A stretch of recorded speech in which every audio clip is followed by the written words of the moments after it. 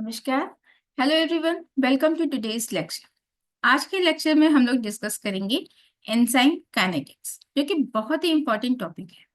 चाहे आप बायोटेक्नोलॉजी के स्टूडेंट हो या माइक्रोबायोलॉजी के या फार्मा के, एंजाइम काइनेटिक के जो बेसिक अंडरस्टैंडिंग है वो होना बहुत जरूरी है। एक छोटा सा एग्जांपल लेते हैं।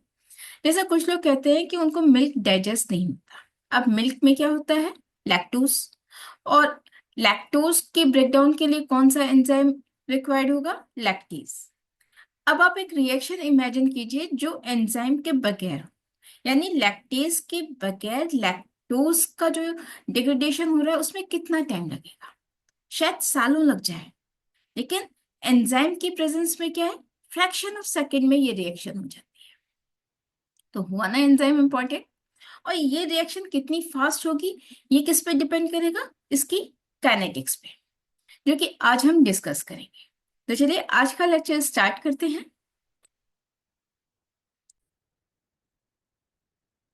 आज के लेक्चर में जो एंजाइम काइनेटिक का बेसिक है, केवल उन्हीं को डिस्कस करते हैं और समझने की कोशिश करते हैं। तो जो कंटेंट आज के लेक्चर में कवर करेंगे वो है general introduction of enzyme kinetic, then need of study, some की terminologies, basic enzyme kinetic reaction, Michaelis Menten equation and factors affecting the enzyme kinetic. तो स्टार्ट करते हैं इंट्रोडक्शन से। एंजाइम काइनेटिक्स क्या है? Enzyme kinetic is the study of enzyme catalysed reaction. अब इस study में हम आखिर करेंगे क्या? तो इसमें हम क्या मेजर करते हैं? रिएक्शन रेट, यानी किसी भी एंजाइम कैटालाइज्ड रिएक्शन का जो रेट होगा उसको मेजर किया जाता है कि वो रिएक्शन कितनी फास्ट हो रही है या कितनी स्लो हो रही है। इसके अलावा और क्या स्टडी करते हैं कि रिएक्शन की जो कंडीशन होती है, पीएच है, टेम्परेचर है, वो रिएक्शन कंडीशन अगर हम चेंज करते हैं तो उसका रिएक्शन रेट पे क्या असर पड़ता है। अब ये भी देख लेते हैं कि भाई आखिर ये स्टडी की जरूरत क्यों है, नीड ऑफ स्टडी क्या है। तो सिंपल सी बात है, just to understand the reaction mechanism, drug designing and inhibition, optimize the industrial process, assess environmental factors। यानी कि कोई सबस्ट्रेट एंजाइम के साथ किस तरीके से बाइंड हो रहा है, या प्रोडक्ट का फॉर्मेशन कैसे हो रहा है, या कौन सा स्टेप, अगर मल्टी स्टेप की कोई रिएक्शन है तो कौन सा स्टेप रेट लिमिटिंग स्टेप होगा, ये सब अगर जानना है तो एंजाइम काइनेटिक की स्टडी की जरूरत पड़ती है। साथ ही साथ कि अगर हमको किसी डिजीज का कोई पाथवे पता है, हमें पता है कि पर्टिकुलर ये एक एंजाइम है जिसको कंट्रोल करने पे डिजीज हमारी जो स्प्रेड हो रही है वो रुक सकती है। तो उसके लिए जो मॉलिक्यूल डिजाइन करने होंगे तो वो किस तरीके से एंजाइम एक्टिविटी को अफेक्ट करेंगे, इसकी स्टडी के लिए भी हमें काइनेटिक्स पर्टिकुलर एंजाइम की जानना है। साथ ही साथ जो इंडस्ट्रियल एंजाइम्स हैं उनकी एफिशिएंसी हम किस तरीके से बढ़ा सकते हैं, ये अगर करना है तब भी हमको उसकी काइनेटिक की स्टडी करनी पड़ेगी। और एनवायरमेंटल फैक्टर्स किस तरीके से एंजाइम एक्टिविटी को ऑप्टिमम कर सकते हैं, ये अगर जानना है तभी एंजाइम काइनेटिक की स्टडी करनी होगी। तो ये तो कुछ पॉइंट्स थे कि हाँ हमें ये स्टडी क्यों करनी चाहिए। अब हम देखते हैं कि इससे रिलेटेड कुछ जो की टर्मिनोलॉजीज हैं वो कौन कौन सी है। तो एक रिएक्शन कोऑर्डिनेट हम देखते हैं।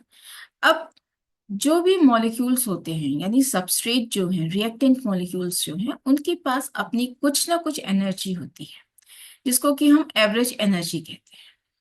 लेकिन ये एनर्जी उतनी नहीं होती कि रिएक्शन हो जाए। तो वो मिनिमम अमाउंट ऑफ एनर्जी जिस पे कि रिएक्शन होगी उसको क्या कहते हैं? Threshold energy.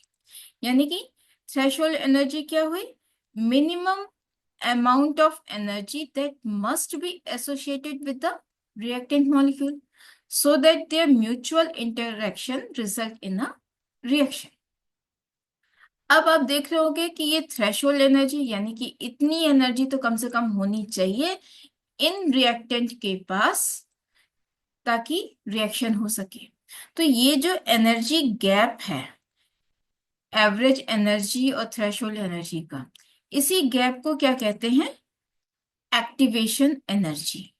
Activation energy is the difference between threshold energy and the average energy. अब एंजाइम क्या रोल प्ले कर रहा है? बेसिकली एंजाइम एक ऑल्टरनेट पाथवे प्रोवाइड कर देता है, जिसकी वजह से फिर रिएक्शन हमारी फास्ट हो जाती है। तो उसका एक्टिवेशन एनर्जी लो हो गई एक तरीके से। इम्पॉर्टेंट थिंग ये है कि ये जो आपका ओवरऑल एनर्जी होती है रिएक्शन की, वो चेंज नहीं होती।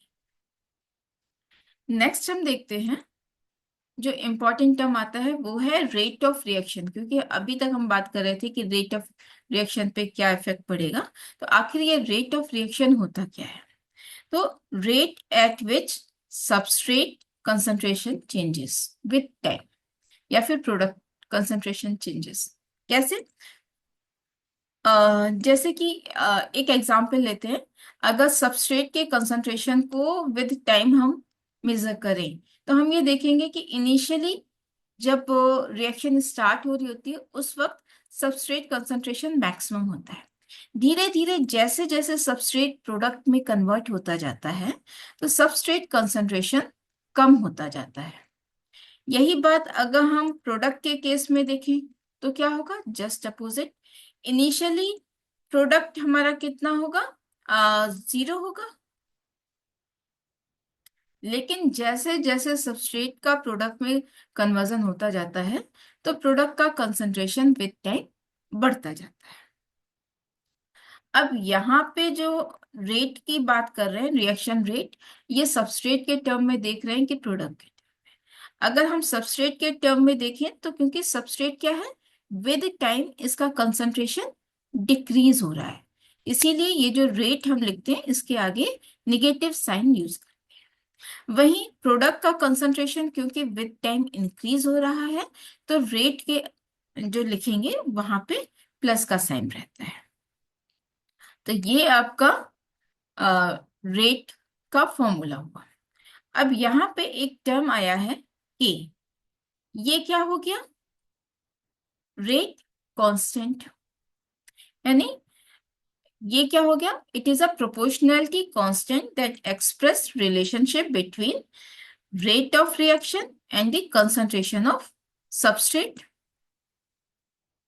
और अगर प्रोडक्ट का बात करेंगे तो प्रोडक्ट की बात होगी। अब जो रेट कांस्टेंट है के, इनकी कोई यूनिट भी होगी। तो यूनिट इनमें क्या हो गई? अगर फर्स्ट ऑर्डर है तो यूनिट आपकी क्या है फर्स्ट ऑर्डर रिएक्शन में? सेकेंड माइनस 1, यानी कि इनवर्स, टाइम इनवर्स। देन अगर जीरो ऑर्डर है तो यूनिट क्या हो जाएगी? मोल पर लीटर पर सेकेंड। यहाँ पे नेक्स्ट अब हम क्या देखते हैं कि जो बेसिक एंजाइम काइनेटिक की जो रिएक्शन है वो क्या है? E plus S gives E S. यहाँ पे E क्या है? एंजाइम। S क्या है? सबस्ट्रेट। और ES क्या है? Enzyme substrate complex. अब अगर हम इक्वेशन को देखें तो यहाँ पे रिवर्सिबल साइन हमने लिया है, यानी कि ये जो रिएक्शन है बाई डायरेक्शनल रिएक्शन है। तो जिसमें जो फॉरवर्ड रिएक्शन है, फॉरवर्ड रिएक्शन में कांस्टेंट क्या यूज हुआ है? K1, rate constant for enzyme substrate binding, या rate constant of forward reaction. वहीं जो K-1 है वो क्या हो गया? Rate constant for backward reaction, या फिर बैकवर्ड रिएक्शन में क्या हो रहा है? एंजाइम सबस्ट्रेट जो कॉम्प्लेक्स है उसका डिसोसिएशन हो रहा है, तो rate constant for dissociation of ES complex. Overall हम देखें तो ये जो एंजाइम सबस्ट्रेट कॉम्प्लेक्स है ये फर्दर क्या करेगा? प्रोडक्ट में कन्वर्ट होगा। तो प्रोडक्ट में कन्वर्ट होगा, P क्या है? प्रोडक्ट हो गया, और K2 क्या हो गया? Rate constant for product formation.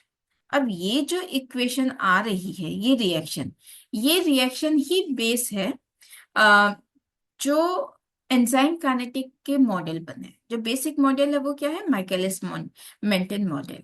तो इसी को बेस मान के ये मॉडल डेवलप हुआ है। तो जब हम माइकलिस मेंटन मॉडल की बात कर ही रहे हैं तो इसकी इक्वेशन भी देख लेते हैं कि क्या है। V is equal to V max S upon K M plus S. अब यहाँ पे V क्या है, reaction rate, rate of reaction, और V मैक्स क्या हो गया, मैक्सिमम रिएक्शन रेट।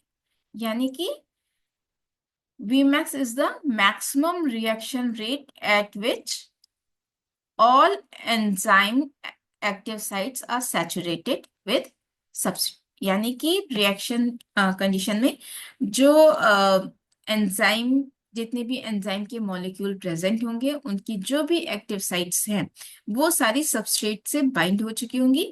अब फर्दर कोई एक्टिव साइट वैकेंट नहीं होगी, तो रिएक्शन का रेट हमारा फर्दर इंक्रीज नहीं हो। तो V क्या हो गया हमारा, मैक्सिमम रिएक्शन रेट।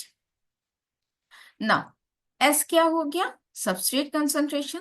और यहाँ पे जो Km है, Km क्या हो गया, माइकलिस कांस्टेंट। अगर हम डेफिनेशन देखें तो Km क्या हो गया, Km is the that substrate concentration eight which the concentration substrate concentration at which the reaction rate is just half of the Vmax। यानी कि ये जो अगर हम रिएक्शन देख रहे हैं तो ये जो रिएक्शन है ये हमारा Vmax है। अब इस Vmax का जस्ट हाफ, और इस हाफ पे जो सबस्ट्रेट कंसंट्रेशन है, ये सबस्ट्रेट कंसंट्रेशन क्या कहलाएगी, Km। माइकलिस मेंटन इक्वेशन को हम आगे फर्दर डिटेल में भी देखेंगे, तो आज हम इतना ही इसमें देखते हैं। नेक्स्ट क्या देखेंगे कि फैक्टर्स जो कि एंजाइम काइनेटिक्स को अफेक्ट करते हैं। तो वो फैक्टर्स कौन कौन से हुए, तो सबसे पहला जो इक्वेशन थी उसमें क्या चीज यूज हुई थी, substrate. Of course substrate concentration हो गया। सबस्ट्रेट कंसंट्रेशन जैसे जैसे इंक्रीज करेंगे रेट ऑफ रिएक्शन इंक्रीज होती है।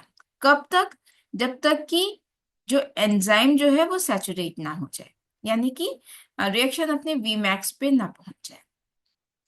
देन नेक्स्ट क्या हो गया, एंजाइम कंसंट्रेशन। तो एंजाइम कंसंट्रेशन में भी अगर एंजाइम के मॉलिक्यूल्स हम बढ़ाते हैं तो वैसे रिएक्शन रेट भी इंक्रीज करेगा, लेकिन वो भी एक लिमिट तक। और वो लिमिट क्या होगी, जब तक कि सबस्ट्रेट लिमिटिंग कंडीशन ना आ जाए। यानी कि अगर सबस्ट्रेट हमारे पास प्लेंटी ऑफ अमाउंट में है, वो लिमिटिंग कंडीशन में नहीं है, तो उस रेंज में अगर एंजाइम की कंसंट्रेशन हम इंक्रीज कर रहे हैं तो रिएक्शन हमारा इंक्रीज होगा। नेक्स्ट क्या हो गया, रिएक्शन कंडीशन जिसपे वो रिएक्शन हो रही है, यानी कि पीएच। अगर हम पीएच इंक्रीज कर रहे हैं तो एक लिमिट तक रिएक्शन हमारी इंक्रीज होगी। क्यों, क्योंकि हर एंजाइम का अपना एक ऑप्टिमम रेंज होता है पीएच का, जिसमें कि वो मोस्ट एक्टिव होते हैं। अगर इस रेंज के पीएच पे एंजाइम की रिएक्शन कराते हैं तो मैक्सिमम एक्टिविटी मिलती है। तो ये जो पीएच हुआ ये हमारा ऑप्टिमम रेंज हो गई। फर्दर अगर हम पीएच इंक्रीज करेंगे तो एक्टिविटी कम हो जाएगी। क्यों, क्योंकि हो सकता है कि एंजाइम के स्ट्रक्चर में चेंजेस आ जाएं, डीनेचर हो जाए उसका स्ट्रक्चर, या उसके एक्टिव साइट में कुछ चेंजेस आ जाएं। इसी तरीके से हम ये कह सकते हैं यही चीज टेम्परेचर पे भी लागू होगी। कैसे, क्योंकि जिस तरीके से हर एंजाइम का अपना एक ऑप्टिमम पीएच होता है, उसी तरीके से हर एंजाइम का एक अपना ऑप्टिमम टेम्परेचर भी होता है। और इस टेम्परेचर की रेंज में ये एंजाइम मैक्सिमम एक्टिविटी शो करते हैं। और इससे अगर हम आगे बढ़ेंगे, टेम्परेचर इस ऑप्टिमम रेंज से ज्यादा होगा तो एंजाइम एक्टिविटी कम हो जाएगी, यानी कि रिएक्शन आपकी कम हो जाएगी, रिएक्शन रेट, क्योंकि एंजाइम का वही स्ट्रक्चर डिस्टर्ब हो जाएगा। इसके अलावा एंजाइम काइनेटिक में वो कौन से फैक्टर हैं जो उसको अफेक्ट करेंगे? अफकोर्स, अगर रिएक्शन में कोई हमने इनहिबिटर लिया है जो कि एंजाइम की एक्टिविटी को इनहिबिट करेगा, तो एंजाइम की जो रिएक्शन है वो कम हो जाएगी। देन प्रोडक्ट कंसंट्रेशन, अगर प्रोडक्ट की कंसंट्रेशन ज्यादा हो गई रिएक्शन में, तो वो भी एक तरीके से इनहिबिशन कॉज करते हैं, और पर्टिकुलर इनहिबिशन को हम क्या कहते हैं? Feedback inhibition. तो ये कुछ फैक्टर्स थे जो कि एंजाइम काइनेटिक्स को अफेक्ट करते हैं। तो आज के लेक्चर में इतना ही। नेक्स्ट लेक्चर में नेक्स्ट कंटेंट के साथ फिर से मिलेंगे, तब तक के लिए टेक केयर।